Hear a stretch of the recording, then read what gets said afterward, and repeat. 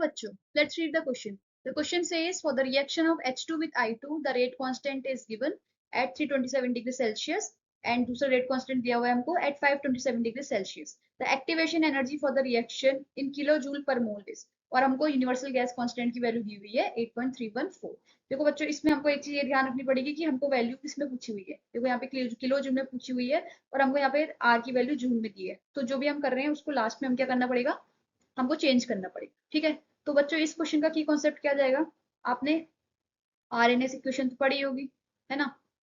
RNS equation से एक बड़ा फेमस हमारा रिलेशन निकलता है, वही वाला रिलेशन यहाँ पे लगेगा. क्या होता है वो रिलेशन, आपने पढ़ा होगा.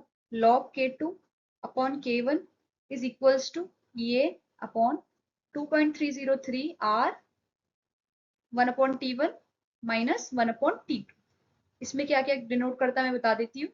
के हमारे क्या होते हैं, रेट कांस्टेंट रहते हैं, रेट कांस्टेंट्स. ये हमारी एक्टिवेशन एनर्जी है जो हमको फाइंड करनी है. ठीक है, एक्टिवेशन एनर्जी. और टेम्परेचर हो गए T1 और T2, दो टेम्परेचर होते हैं ये. और ये क्या होता है हमारा आर, यूनिवर्सल गैस कांस्टेंट होता है. ठीक है, बस हमको ये वाला फॉर्मूला लगाना है और हमको आंसर मिल जाएगा. देखो अब क्या क्या गिवन है वो मैं लिख लेती हूँ. हमको गिवन है, देखो टेम्परेचर 1 गिवन है, कितना दिया हुआ है 327 दिया हुआ है, पर ये सेल्सियस में दिया हुआ है तो हम उसको कन्वर्ट कर लेते हैं केल्विन. ठीक हो गया, कितना हो जाएगा ये 600 केल्विन. टेम्परेचर सेकंड देखो 527 दिया हुआ है. सेम इसमें हम क्या कर लेते हैं 273 ऐड कर लेते हैं, कितना बन जाएगा ये 800 केल्विन.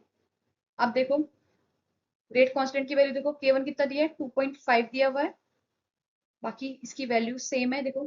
ठीक है, K2 देखो, K2 कितना दिया हुआ है 1 दिया हुआ है. ठीक है, अब हमको क्या निकालना है, ये निकालना है.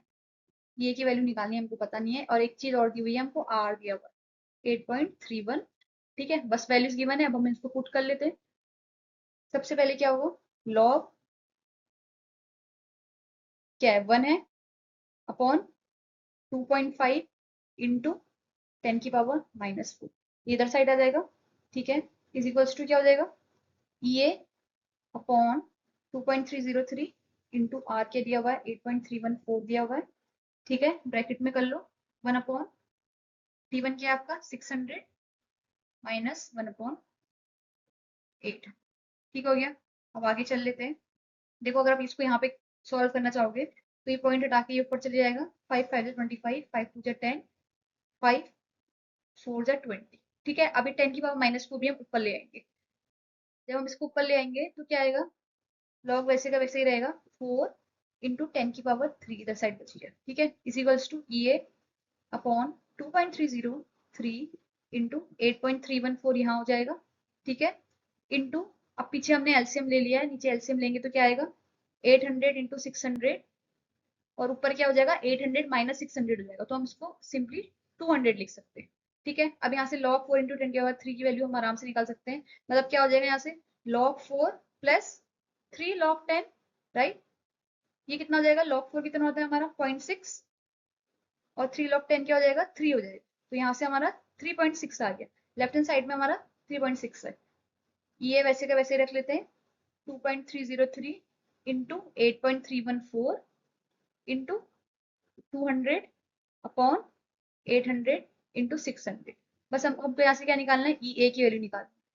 अब ई ए को आप इधर ले आओ, बाकी जो जो हमको शिफ्ट करने हैं हम शिफ्ट कर लेते हैं. 2.303 into 8.314 into 3.6 into 800 into 600 upon में क्या आ जाएगा, बस 200 बचता है हमारा अपॉन में. 200 बच गया. ठीक है, अब देखो 200 को हम इससे 800 से कट करके 4 कर सकते हैं, कर लिया हमने.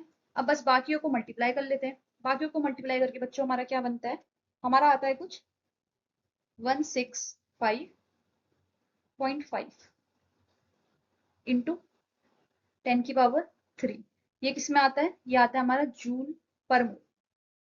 बट हमको किस में करना है, किलो जूल पर मोल. तो किलो जूल पर मोल में करने के लिए हमको क्या करना पड़ता है, डिवाइडेड बाय 1000 करोगे 165.5 इंटू 10 की पावर 3 अपॉन 10 की पावर 3.